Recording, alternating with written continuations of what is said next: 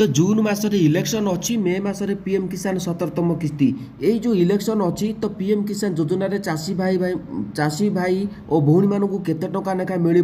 तो कौन रही अपडेट तो बढ़ कि ना तो इलेक्शन आसूची तो इलेक्शन कौन बढ़ कि 17तम किस्तीर टंका तो 4000 पाइबे कि केते टंका बढ़ तो संपूर्ण वीडियोटी आपण मैंने चैनल देखा पाइबे तेबे चैनल को जो मैंने नुआ आछन चैनल को सब्सक्राइब करूँ लाइक करूँ कारण किसी ना कि अपडेट सब मो चैनल देखा पाइबे तेबे चलतु संपूर्ण वीडियोटी आरंभ करवा। पीएम किसान योजना रे जेहेतु आपण माने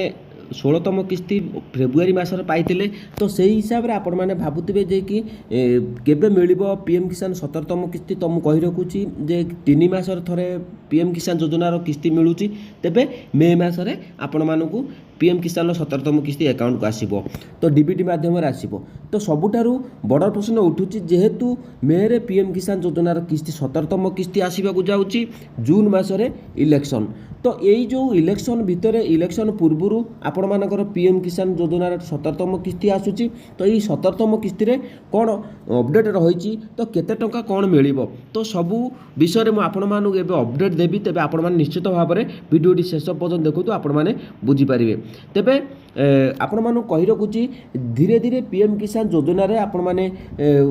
जो भाई भाव में कमी जाऊे दीर्घ आम जदि 20-21 जावा तो निश्चित भाव में 21 22 23 24 है तो 24 अनेक चाषी भाई मैंने जो मैंने पाऊन तो से पाइले तो बहुत खुशी खबर जेहेतु जो मानकर किसी समस्या रही जो आपण मैंने जानते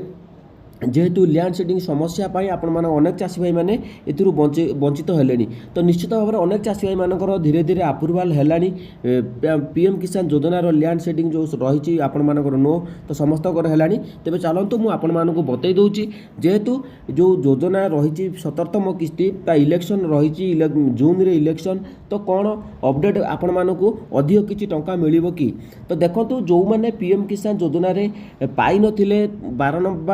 16 नंबर पाई नथिले से मानकर प्रोसेसिंग रे थिला बा आपण मानकर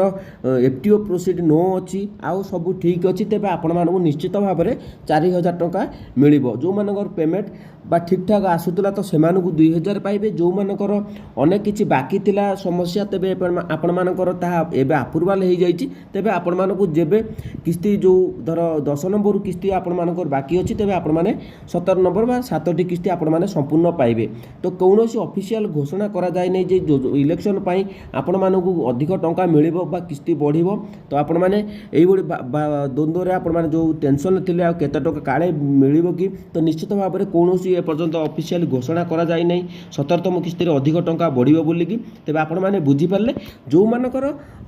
13 नंबर 14 नंबर बाकी थिला बा पाई नथिले जदि आपण मानकर अप्रूवाल एबे हे जाय बा लैंड शेडिंग समस्या आधार शेडिंग समस्या तेबे आपण मानु संपूर्ण किस्ती 4-5टी किस्ती आपण मानकु संपूर्ण मिल जिवो तो निश्चित भाव में जहाँ भी आपण मानकर चिंता थिला तो मु से चिंता गुडी आपण मानकु दूरे देली जे आपण माने समस्त भाबुथिबे जे इलेक्शन आसुची हम काळे किछि टंका बढ़िबो कि जेहेतु इलेक्शन आसुची कोनोसी ऑफिशियल घोषणा करा जाय नै तो आपण माने जानिथिबे कोड ऑफ कंडक्ट लागि जे कोनोसी योजना रे मध्ये टंका बढ़ी पारिबो नाही तो जहाँ थिला तो मु आपण मानकु